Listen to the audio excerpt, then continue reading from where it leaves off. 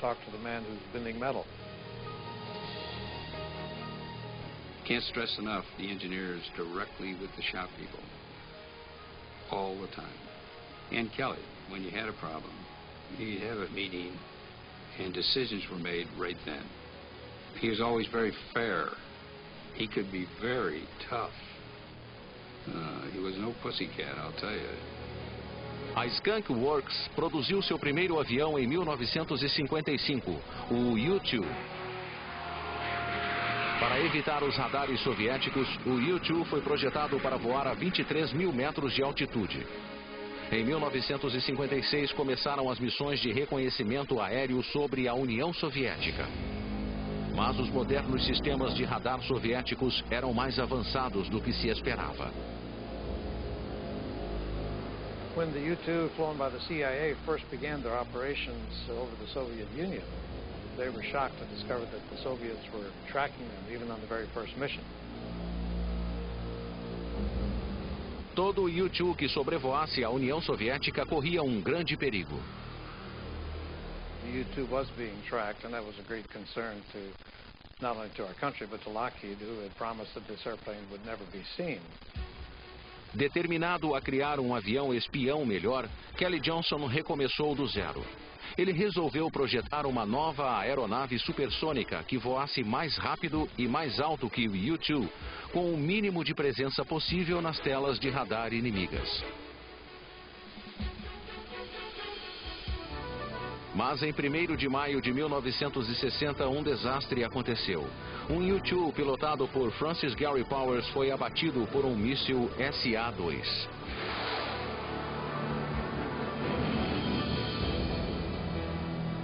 Powers sobreviveu e teve um julgamento público que visava humilhar os Estados Unidos e impedi-los de continuar com os voos de reconhecimento. Mas a tensão entre as superpotências aumentava e a necessidade de informações era mais urgente que nunca. O projeto de Kelly para a construção de um aeroplano espião supersônico se tornou prioridade máxima. Para criar uma máquina capaz de operar na velocidade e altitude que Kelly queria, sua equipe teria de superar uma série de obstáculos tecnológicos. The biggest problem that he was going to face, and he knew this up front, was going to be temperature. The temperatures that the aircraft would encounter at those speeds, phenomenal. Todos concordavam que a fuselagem de alumínio tradicional não aguentaria as condições extremas. You could not fly an airplane past 2.6 Mach, and you just barely make it then with aluminum, because the airplane just turned to jelly. A solução foi construir a fuselagem de titânio.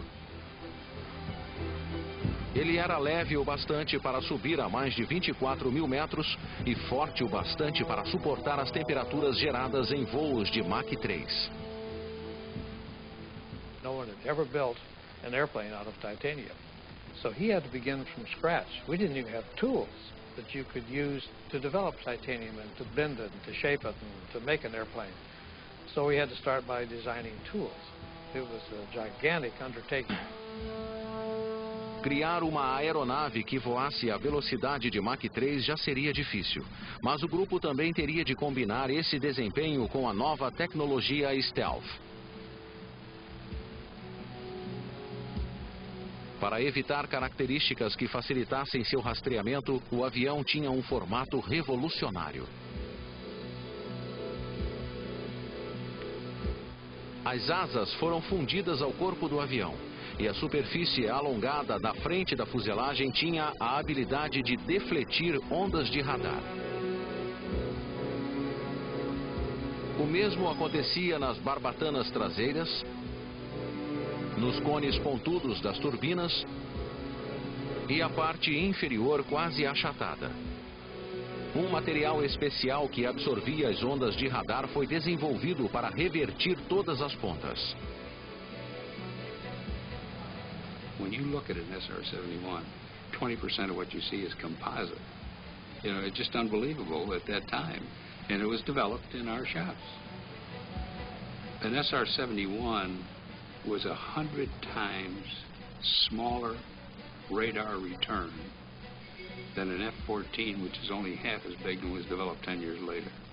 So that was a really, truly first airplane specifically designed with stealth in mind. Em 22 de dezembro de 1964, o SR-71 foi rebocado para a pista da fábrica da Lockheed em Burbank. Recoberto por uma tinta de ferrita, substância que absorvia as ondas de radar, o Blackbird era uma máquina com visual extremamente futurista. O piloto de teste da Lockheed, Robert Gilliland, foi o primeiro a pilotá-lo. When we got going, as a matter of fact, for the actual first flight, it had 383 open items. These are things that are supposed to be working that aren't working. So it was a bare bones type of operation for the first flight. And you might say these kind of things could be dangerous, but there are plenty of other people that would like to be in my position, I assure you of that.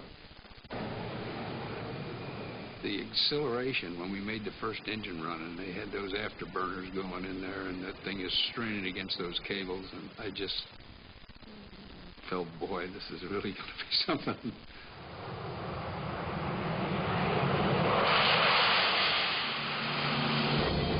O voo durou cerca de 1 hora e atingiu 1.600 km por hora. Uma realização fenomenal para um primeiro voo de qualquer avião. Kelly Johnson was there, and some of his guests were there, and I don't remember who all else was there, but the whole kit and caboodle were very happy, including me. Parecia que Kelly conseguira criar seu avião espião. Mas será que ele enganaria o radar e conseguiria voar para longe do alcance dos caças e mísseis soviéticos?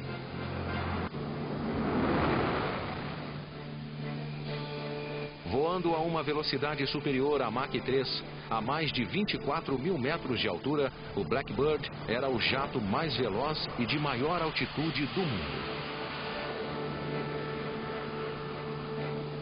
Em 1966, a primeira unidade foi entregue à base aérea de Beale, na Califórnia. O primeiro esquadrão de reconhecimento estratégico precisava agora de uma tripulação de elite para pilotá-lo. Well, my first thought was, I sure hope that I'm selected for the program. I mean, that was ultimate, to get selected for the program. In order to qualify for the SR-71, you had to be very good at what you were doing thus far in your aviation career. In fact, you had to be pretty much the best at what you did to be considered as a candidate. Cada Blackbird precisava de 2 tripulantes, o piloto e o RSO, ou o oficial de sistemas de reconhecimento. It was extremely exciting to just to get signed into Beale Air Force Base and to think that you're going to be flying this airplane. You cannot wait. Mas as entrevistas e avaliações demoraram 1 semana e incluíam um rigoroso exame físico igual ao aplicado a astronautas. And the first 2 days were physicals, an astronaut physical in a sense, taking an EKG on a treadmill and full body x-rays, just very extensive physical exam. They also wanted to know if you were the kind of person that they could live with on the road, because you had to spend a lot of time together. You know, in the sense it's part of your family. And they wanted to evaluate people to see if they'd be a good member of that family. O treinamento do piloto começava com muitas horas de voo em um T-38 e no simulador do SR-71. As sessões extenuantes no simulador testavam os limites dos candidatos. They basically made it a grueling experience. They would just give me multiple malfunctions to deal with. In fact, they just keep giving you another problem on top of another problem until you're juggling 5 or 6 or 7 balls at once. And eventually you have to start dropping them. And they would evaluate how you prioritized which ball do you drop. Após vários meses de treinamento, as tripulações estavam prontas para o primeiro voo. A velocidade e a altitude exigiam proteção especial, como o traje pressurizado de $120 mil. 2 technicians suit you up. You step down into it, you put your arms into it, and it comes up to your back. The boots are separate from the suit, and they're just regular, real combat boots. The gloves are especially handmade for you, and they snap on with little O-rings onto your suit. Then we put the helmet on, it's quite heavy, and once they snap it down, you hear yourself breathing. For a few moments there, you get some claustrophobia. I did anyway. The suit was designed to have 100% oxygen in the nasal cavity area, and then compressed air in the rest of the suit, so that if you were to lose cabin pressure at 80,000 feet or above, the nitrogen bubbles in your system would come out and your blood would boil. So you need some kind of an environment around you. That's what the pressure suit provided. Vestidos, o piloto e o RSO estavam prontos para entrar na aeronave e começar o voo.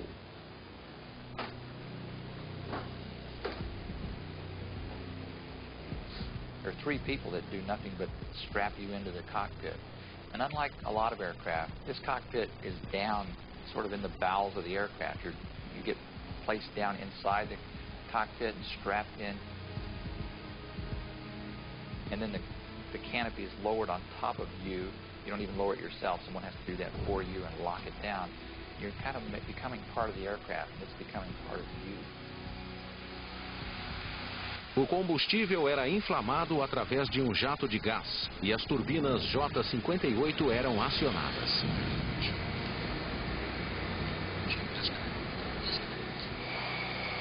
Where it really got impressive is when it starts taxiing out of the hangar. And it's 110 feet long, and so this thing keeps coming out, keeps coming out, keeps coming out, and all of a sudden you realize that's an awesome-looking airplane as it gradually comes out of the hangar.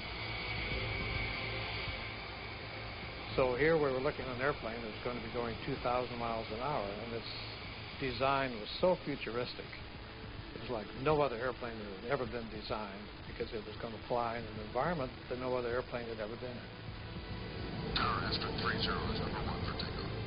I never forget how it feels to light those afterburners and feel one light before the other one does, and it jerks you pretty hard. Max thrust. And it accelerates rather rapidly. A matter of seconds, you're hitting 180 knots indicated airspeed, lifting off at 210, making sure you get the gear retracted before it overspeeds at 300 knots, and you keep pulling that nose up to try to achieve the 400-knot climb out. And in less than 2 minutes from brake release, you're pouring out of afterburner, you're level at 24,000 feet. It's quite a ride.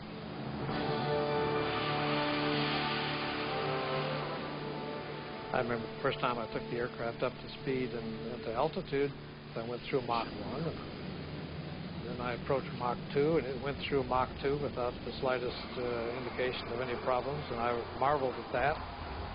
And then it rolled right on through Mach 3. Of course, none of us had ever been that fast before, but you did all of this effortlessly, and that was the feeling you had, that you had control of so much power on this aircraft. It was almost limitless. Quando o SR-71 entrava em Mach 3, o empuxo potente era seguido de uma explosão de calor, irradiado da superfície negra, que alcançava temperaturas de 600 graus centígrados. It truly flew through the air like a hot knife through butter. It really did. So it was pointy on every end, but it had elegance. But it was an elegance that was designed for performance. Após 10 meses de treinamento estafante, as tripulações estavam prontas para a ação. O sobrevoo de áreas secretas em território inimigo testaria os limites tanto das aeronaves quanto de suas tripulações.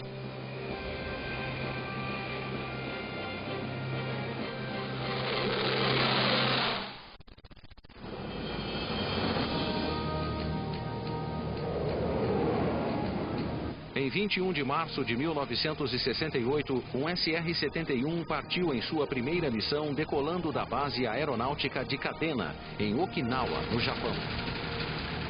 A Guerra do Vietnã já tinha 5 anos e os Estados Unidos estavam determinados a derrotar o comunismo no Sudeste Asiático.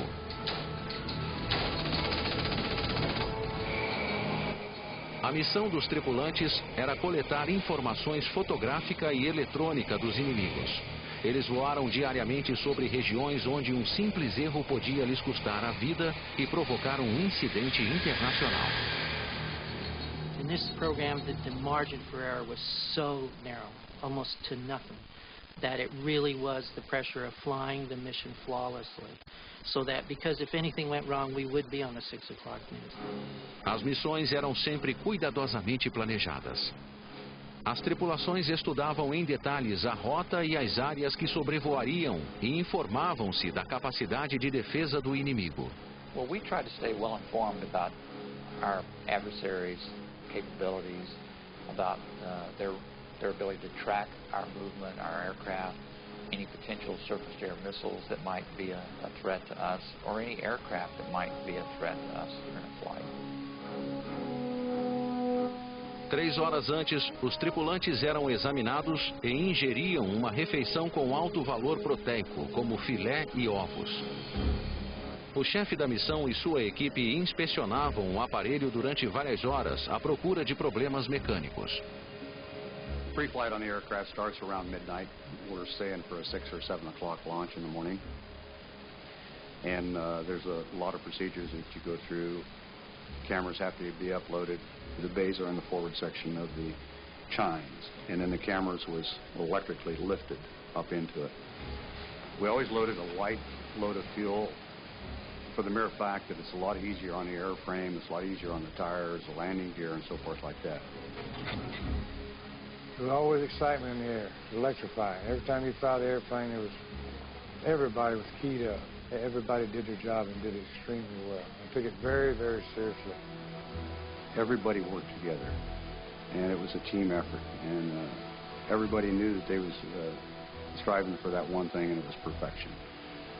The SR-71 demanded it because there was no room for error.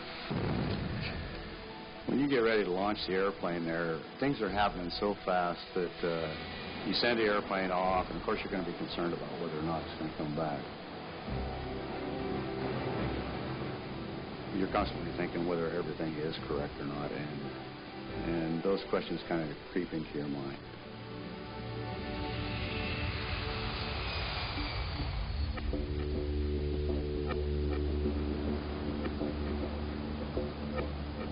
Acima de 18 mil metros, a tripulação interrompia o contato com o controle de tráfego. Só poucas pessoas sabiam o destino final do Blackbird. The pilot in the SR-71 spent all of his time flying the airplane.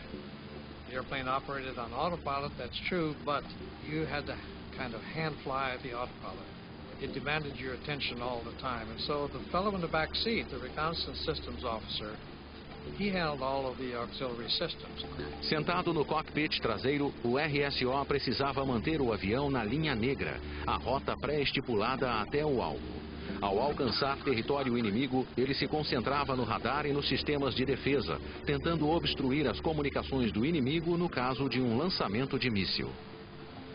We carried the same type of jammer that was used throughout the Vietnam War by all of the fighters and bombers, which attempted to jam the communication between the radar site and the missile itself. Once they began the communication, our indications in the cockpit would go from warning to jamming, and it would be jamming that communication link to the missile. Mas, às vezes, o inimigo atacava o avião espião com um míssil que não era controlado ou dirigido por radar. We were coming in off the water, headed inland, and the pilot says, "Hey, Reg, look out your right window." And here is what looks like a telephone pole about 150 yards away that's going just straight up. He said, "Was that close enough?" And I said, "Yeah, that was close enough." Our main defense, if we were fired upon, was increased speed. And we could increase 100 knots, 200 knots in just a matter of seconds, which is a lot of differential in speed for a missile to cope with. Ao aproximar-se da área do alvo, o RSO começava a operar o equipamento de vigilância de última geração. As 6 câmeras podiam fotografar 260 mil quilômetros quadrados em 1 hora, gerando imagens tão boas que até a placa de um veículo podia ser lida sem problemas. The surveying capability of the aircraft was fantastic because you're going in a straight line for 2,000 miles. You could look out as far as the horizon goes, and from horizon to horizon, that's what you could survey.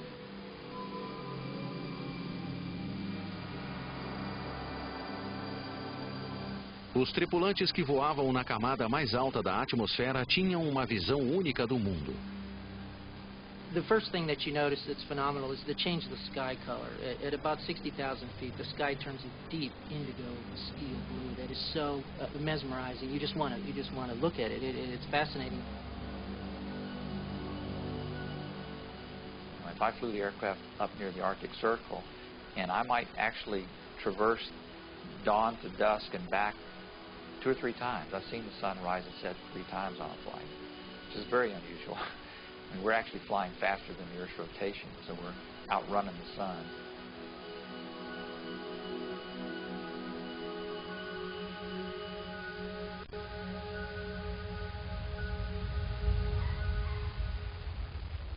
Na volta à base, a prioridade era retirar as câmeras, chamadas de sensores, de seus nichos no avião. Everyone was deeply concerned that their sensor performed as it was designed to do and programmed to do. So there was a lot of serious concern there, and there was a lot of happiness because the plane had made a successful mission and the crews were home. Os filmes eram então revelados e analisados.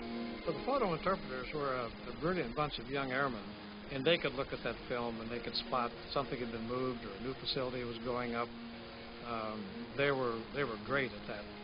And they would call their supervisors if they saw something of interest, that needed to be flagged and brought to the attention of the intelligence people.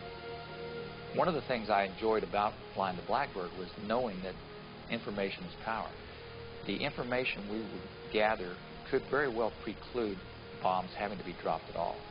It could save a lot of people's lives by having the right information at the right time. Os Blackbirds continuaram entrando em território inimigo e coletando informações preciosas. Mas o bloco comunista continuava muito ativo e a cada dia desenvolvia novas tecnologias. Quanto tempo os Blackbirds continuariam voando em segurança sobre áreas tão perigosas? O maior teste do modelo ocorreu em outubro de 1973. No início dos anos 70, as atenções mundiais voltaram-se para o Oriente Médio. A tensão entre Israel, aliado americano, e seus vizinhos árabes chegava a um ponto explosivo. Em 6 de outubro de 1973, Egito e Síria, aliados dos soviéticos, atacaram Israel e tomaram muito território.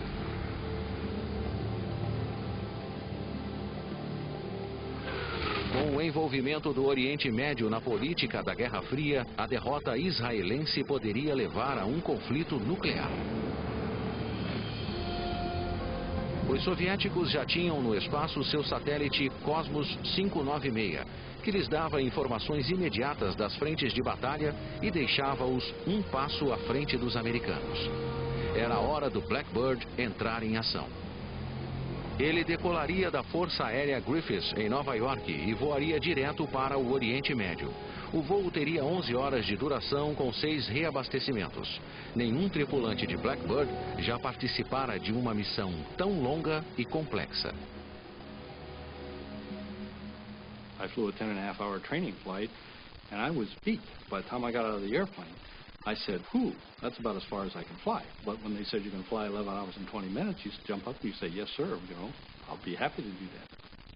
I picked Jim Shelton as the first pilot to fly the mission. I knew he was extremely reliable, highly qualified, and had done extremely well in all of his training and everything. So I had total confidence that the mission could be done, that Jim would do it. A missão teve início em 12 de outubro e foi batizada de Alcance Gigantesco. We took off from Rome, New York around 1 or 2 in the morning because you want to be over a target area somewhere between 11 and 1 o'clock. This allows you to have some shadows so the photo interpreters can go ahead and judge elevation, but yet get you the best sun position you can have. Às 10 da manhã, o avião chegara ao segundo ponto de abastecimento, sobre Portugal. Por causa do sigilo da missão, ninguém além da tripulação do cargueiro sabia de sua chegada. On the way into that particular refueling, the tanker crews said the Portuguese control kept calling out an airplane in relation to the tanker. And the tanker says, you know, we don't see anybody. Of course, they knew it was us. But I'm sure that they could tell on their scope something was happening because the two blips merge for a while, for 20 minutes, and then this one accelerates on. Jim Shelton aproximou-se do litoral do Egito. Os egípcios estavam bem equipados, pois os soviéticos estavam sempre abastecendo seu arsenal. Russia was developing the SA-5, which was a missile that would go up well above your altitude and come back down at you. And yes, that was a concern. Com mais de 160 plataformas de lançamento de mísseis, muitas comandadas por soviéticos, e sistemas sofisticados de rastreamento por radar, os egípcios estavam em prontidão, procurando inimigos nos céus. As soon as we got into range of the Egyptian SAM sites, they started tracking us. Os egípcios, alertados pela aeronave não identificada que aparecia em seus radares e deduzindo que era israelense ou americana, prepararam-se para lançar seus mísseis terra-ar. 24 mil metros acima deles, viajando a uma velocidade superior a Mach 3, o Blackbird de Jim Shelton tirava milhares de fotos, capturando a extensão e a localização das forças militares egípcias. You had the radar receiver in the back cockpit. Gary could tell me that, yes, now we're being tracked by some SAM missile. We need to do something. So at that particular point, we would jam, we would speed up. Quando os mísseis egípcios estavam prontos para ser lançados, o SR-71 já ia longe, a caminho de Israel. Mas os israelenses também não sabiam da missão secreta do Blackbird e entraram em alerta máximo. When we rolled in on the first pass over Israel, my defensive system just lighted up like a pinball machine. And I indicated to my pilot, I got all these indications back here. I said, just, you know, maybe keep your eyes open because seems like somebody's shooting at us. Apesar de lançar vários mísseis, os israelenses não conseguiram atingir o suposto inimigo. O Blackbird voltou intacto para os Estados Unidos. We got everything we were tasked for, got the airplane back, and that's the first time airplane, the SR-71, had flown 11 hours and 20 minutes. After we land, the next couple of days, Gary and I get invited to the Pentagon. Admiral Moore, Chairman of the Joint Chiefs, wanted to thank us for the work that we had done, and they showed us some photos. Eram fotos detalhadas que mostravam a quantidade de arsenal israelense destruída no início do conflito. We were to go ahead and resupply the Israelis with some of their lost equipment. So the photo interpreters are counting the number of tanks that we would be replacing. So it was a very crucial point for the SR-71. It was a very sensitive mission, and there was a lot of pressure to get that first one done. Jim and his backseater nailed them. He got all the targets, and everyone was absolutely elated. As informações coletadas nas 8 missões seguintes provaram que os israelenses haviam virado o jogo e dominavam a guerra. E com esses dados, os Estados Unidos puderam intermediar um cessar-fogo em 24 de outubro. I think the SR-71 contributed greatly to the resolution of that war. No one knew the airplane could fly that far and perform a mission like that and come back and hand the intelligence people the product.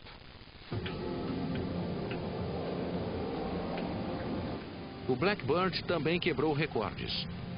Em 13 de setembro de 1974, o SR-71 de Kelly Johnson cruzou 7 fusos horários indo de Londres a Los Angeles. Uma corrida contra o sol em apenas 3 horas, 47 minutos e 39 segundos. For the record-breaking flight, I was over at the FAA Control Center, and the controller was a huge screen, and he said, "Here's a 747 coming out of Phoenix." And it'd go blip. Blip. It moved about ½ inch or ¼ inch. He said, "Okay, get ready. Here comes the SR-71 out of Canada." And it goes, brrrt, and there goes my antenna, brrrt, there goes Idaho. and get ready, boom! And it almost blew us out of the way because he was right overhead. And he was starting to decel, but he managed to blow the windows out of Zsa Gore's house in the Hollywood Hills. No mesmo ano, o Blackbird fez outro voo recordista, de Nova York a Londres. 52 anos antes, Charles Lindbergh voara aproximadamente a mesma distância em 33 horas. O SR-71 fez o percurso em 1 hora, 55 minutos e 42 segundos. Mas o avião logo seria convocado para uma missão muito mais perigosa. Outro inimigo oriental apoiado pelos soviéticos estava em pé de guerra e determinado a humilhar os Estados Unidos. O melhor jeito de fazê-lo seria abater um SR-71.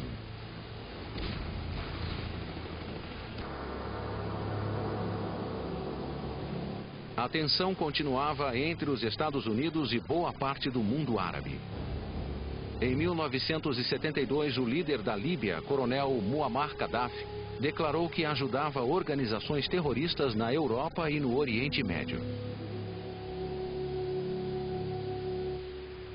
Ele fez várias ameaças aos Estados Unidos e avisou que quem passasse pelo Golfo de Sidra cruzaria uma linha mortal.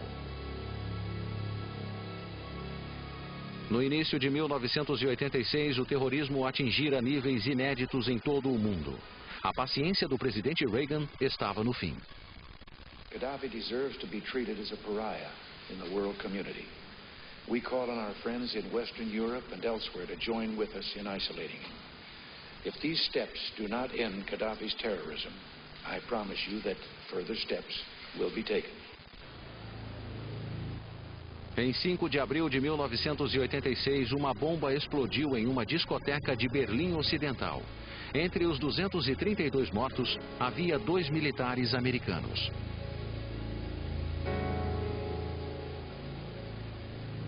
Os Estados Unidos encontraram provas irrefutáveis de que o líder líbio, coronel Gaddafi, estava por trás do atentado. Na base aérea de Mildenhall, na Inglaterra, o piloto de SR-71, Brian Shaw, sabia que a retaliação não tardaria. We knew that something was going on because all of a sudden the Mildenhall base had an extra security arm of guards around it. Our BOQ living quarters had armed guards at the doors. Next thing you knew, every tanker in the Air Force practically was landing at Mildenhall. There were new airplanes on the ramp that you hadn't seen before, and it was no secret to every Brit aircraft spotter out there that there was something going on. O governo britânico permitiu que os Estados Unidos usassem as bases inglesas para iniciar as missões. Às 9h30 da manhã de 14 de abril, os tripulantes do SR-71 foram convocados para uma reunião secreta. Eles foram informados que a 48ª ala de caças táticos atacaria alvos na Líbia dali a algumas horas. When we heard the words, this morning at 2 a.m. the F-111s are launching, we were a little surprised that, well, this is for real, it's happening. A missão do Blackbird era registrar o resultado dos ataques aéreos a Trípoli e Benghazi. Naquela noite, os F-111 levantaram voo.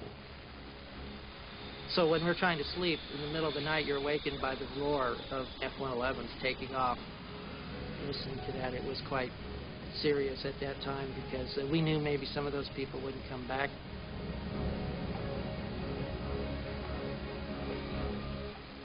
Quando as tripulações dos Blackbird se preparavam para suas missões, os F-111 já bombardeavam a Líbia.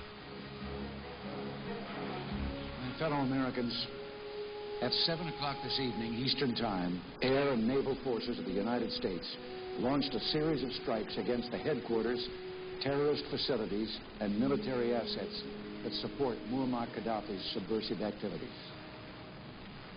Today, we have done what we had to do. If necessary, we shall do it again. The 111s had a number of targets to take out missile defenses, sites and things, but also all the terrorist training camps, and to really hit Gaddafi's headquarters, basically, to really show him that we're going to come right into his backyard. Our job was to come and assess everything that was done and gather pictures and target data for maybe succeeding strikes.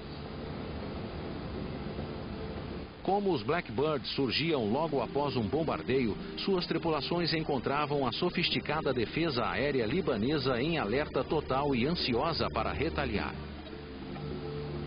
We were subsonic uplands and getting ready to get to the tanker, and we saw the string of F-111s coming back. And my backseater, Walter, was counting the planes as they came back and passed us, and he came up one short. And he knew that somebody had not made it home, and we were very sad in the cockpit at that time before we even started.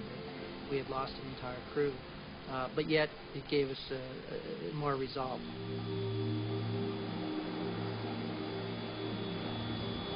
Depois de reabastecer e já viajando a velocidade supersônica, eles se aproximaram do Golfo de Sidra e de seu alvo em território líbio. We're doing over 2,000 miles an hour at this point, and we were like a speeding bullet, except faster. And we had crossed the line of death with impunity. Mas os libaneses, equipados com os mísseis de longo alcance mais sofisticados dos soviéticos, ainda eram uma grande ameaça aos Blackbirds. At that time, Walter started picking up some missile signals. He got 2 indications and then actually got a launch indication. And we had a big decision to make where we were running into the target area before we made the turn. Do we continue to that point where Gaddafi's headquarters were, or do we make a turn away now to save ourselves from the missiles? And our decision was to push the throttles forward. We thought in 14 seconds we can beat that missile to that point and then make the turn.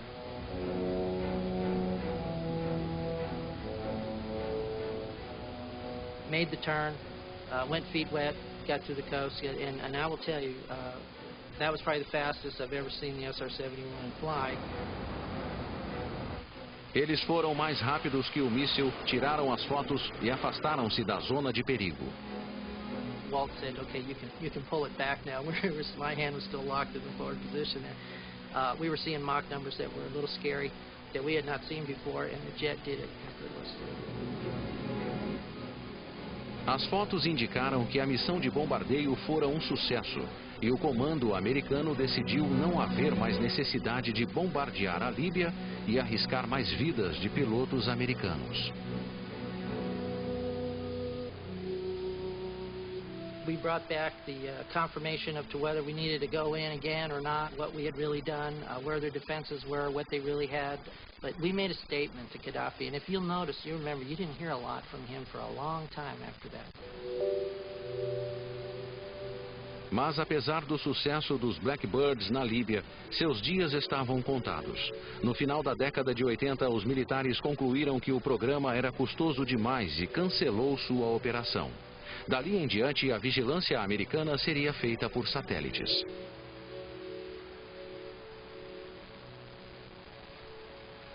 The reason that was given was that it was too expensive. Well, it's reconnaissance. That's sometimes that can be very expensive. And if you don't have reconnaissance, you're pretty blinded. Now, they like to say that the satellites can do it all. And satellites can do a great deal, and they're magnificent capabilities. But there are things they can't do, and there are things that are unique that only the SR-71 can do.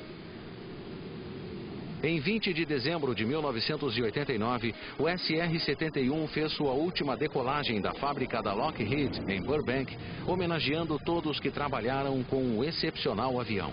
Kelly Johnson estava lá para se despedir de sua maior criação. You can't say enough about Kelly Johnson himself. You know, he was He was an absolute aeronautical genius. Working for Lockheed, I think he's made the greatest aircraft that ever existed. There's just something about the sleek SR-71 that makes it in a class of one. There is no other. Impressionante até o fim, o aeroplano quebrou 4 recordes internacionais de velocidade no trajeto para o Smithsonian Air and Space Museum. People love a winner. They love when someone is the best in their field. This aircraft was the best in its field. It was the prime speed machine of the world. Every speed and altitude record that it set, it holds to this day. O SR-71 Blackbird serviu a 6 presidentes e participou de várias guerras. Apesar de ter sofrido mais de 4.000 ataques, nenhuma unidade foi abatida por fogo inimigo. It is the only operational airplane in the history of the American Air Force in which no Air Force crew members were ever killed. That's a record that no other airplane has. And when you consider the environment in which it flew, the speed, the altitude, the temperatures, that's a real credit to Kelly Johnson.